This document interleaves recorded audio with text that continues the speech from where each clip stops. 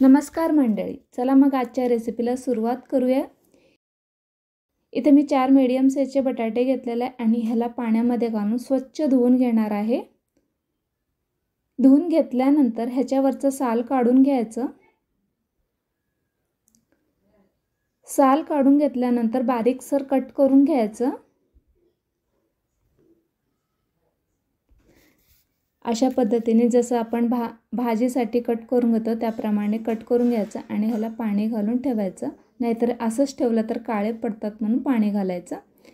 ह्याच्यामधलं पाणी काढून टाकायचं आणि मिक्सरच्या भांडीमध्ये घालून बारीकसर पेस्ट तयार करून घ्यायचं। अजिबात पाण्याचा वापर करायचा नाही ह्याच्यामध्ये वाटत असताना। जितकं बारीक होईल तितकं बारीक असं वाटून घ्यायचं। वाटून घेतल्यानंतर तुम्ही गाळणीनं गाळू शकता, नाहीतर असंही चालेल। अशा पद्धतीने बारीकसर पेस्ट व्हायला पाहिजे।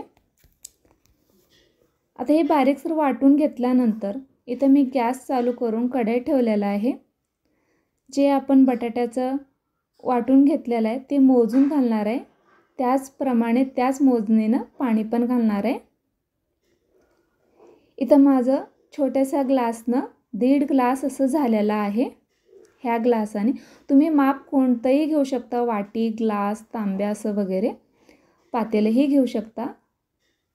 जे घेताल त्याच मोजणीनं पाणी घालायचं। इथं मी माझ्या ह्या ग्लासानं 1 वर अर्ध झालेलं आहे, 1.5 ग्लास असं झालेलं आहे बटाट्याचं पेस्ट। ह्याच ग्लासानं मी पाणी घालणार आहे। 1.5 ग्लासाला 3 ग्लास असं पाणी घालणार आहे। खूप जास्तही नाही घालायचं, जेवढं पेस्ट होईल त्याच्या दुप्पटच घालायचं।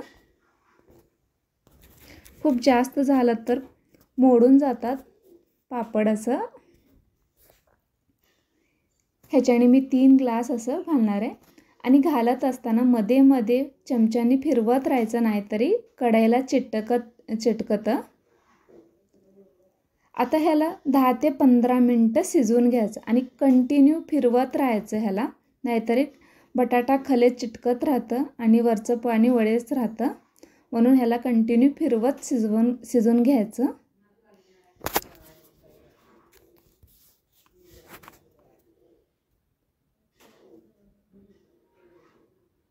दहा ते 15 मिनटं लागेल ह्याला शिजायला, खूप जास्त वेळ लागणार नाही आहे आणि पटकन होणारा पापड आहे बटाटा पापड। खूप जास्त मेहनतही नाही आणि कमी साहित्यामध्येही बनवू शकता आणि कमीत कमी वेळामध्येही बनवू शकता। तुम्ही बटाटे कमी जास्त तुमच्या आवडीप्रमाणे घेऊ शकता। असंच ह्याच अंदाजाने बटाटे वाढवून घेऊ शकता आणि जसं पेस्ट आहे त्याच्या दुप्पट पाणी घालू शकता। आता हे 15 मिनटं असं शिजवून घ्यायचं। असं घट्टसर होत येतं, एकसारखं येतं घट्ट शिजून, जसं आपण साबुदाण्याचं पापडचं पीठ शिजून घेतो त्याचप्रमाणे शिजून, आणि ह्याला कंटिन्यू फिरवत राहायचं। आता हे शिजत असताना थोडंसं शिजत आल्यानंतर आता ह्यामध्ये आहे ना चवीनुसार मीठ घालणार आहे इथं मी। तुम्ही इथं उपवासाचंही मीठ वापरू शकता, हे उपवासालाही चालेल असं पापड आहे। इथं चवीनुसार मीठ घालायचं। इथे मी 4 हिरव्या मिरच्या ठेचून घेतलेल्या आहे आणि 1 चमचा जिरे। दुसरं काही नाही आहे, कमी साहित्यामध्ये बनणारा आणि कमी मेहनतीमध्ये बनणारा पापड आहे। असं काही नाही की उन्हामध्ये सुकवावं असं काही नाही, सावलीमध्येही सुकवलं तर चालेल, ह्याला फॅनच्या वाऱ्याखालीही सुकवलं तर चालेल।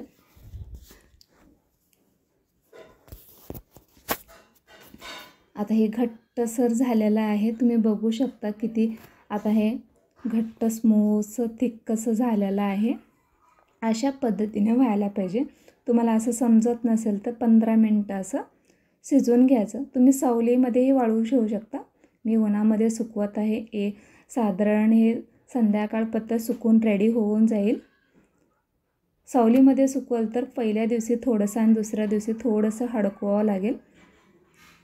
इथं असं पळीच्या सहाय्याने प्लास्टिकवरतीच घालायचं ह्याला, म्हणजे पटकन निघून जातात। कपड्यावरती नाही घालायचं, ह्याला चिकटपणा खूप असतं म्हणून प्लास्टिकवरतीच घालायचं। बटाट्यामध्ये स्टार्च खूप असतं। अशाच पद्धतीने सगळे पापड घालून घ्यायचे। बघा किती छानसं दिसायलेत पापड. आणि ह्याला खूप पातळ नाही घालायचं, जितकं जाड घालतात ते कितीही केलं तर खूप पातळ असं पापड होतं. जाडसरच घालायचं. तुम्ही सुकल्यानंतर बघू शकता इथं खूपच पातळ झालेले आहेत. तुम्हाला दाखवते मी. हां, खूपच पातळ असं झालेले आहेत पापड. तुम्ही बघू शकता की ते ट्रान्सपरंट असं काचेसारखं झालेलं आहे पापड आणि चवीला अप्रतिम असं झालेलं आहे. तुम्ही कमीत कमी वेळामध्ये कमी साहित्यामध्ये बनवू शकता. खूप जास्त मेहनतही नाही आहे, कमी वेळामध्ये बनणारा पापड आहे आणि चवीला तर खूपच छान आहे. आणि बघा किती पातळसर झालेलं आहे. जाडसर घातलं तर बी खूप पातळ होतात हे पापड. आणि तुम्हाला इथं मी तळूनही दाखवते. कमी तेलामध्ये तळणार आहे मी. अगदी थोडंसं तेल घालून 1-4 पापड तळून दाखवणार आहे. आणि खूप जास्त गरम नाही व्हायला पाहिजे तेल. थोडंसं गरम झालं तरी चालेल आणि पटकन पलटवायचं ह्याला. बघा तुम्ही किती छान दिसायले पापड. अशाच पद्धतीने तळून उपवासाला असं चालणारं पापड आहे. उपवासाला चालणारं पापड आहे आणि कमी वेळामध्ये बनणारा पापड. चला मग आजची रेसिपी कशी वाटली सांगा कमेंट करून. दोन्ही पापड बघू शकता. इथं सुकल्ले पापड आहेत आणि इथं तळलेलं पापड आहे. आणि तळल्यानंतर हाताला तेल अजिबात चिटकणार नाही. मस्त खुसखुशीत आणि कुरकुरीत झालं. जिभेवर ठेवलं तर इगरेल असं पापड झालेलं आहे. एक नंबर असं पापड झालेलं आहे. तुम्ही नक्की करून बघा. कशी वाटली आजची रेसिपी कमेंट करून नक्की कळवा. चला मग मंडळी, आजची रेसिपी कशी वाटली कमेंट करून नक्की कळवा. मग पुन्हा भेटू पुढच्या व्हिडिओमध्ये. तोपर्यंत खात राहा, हसत राहा आणि बघत राहा एक चमचा स्वाद.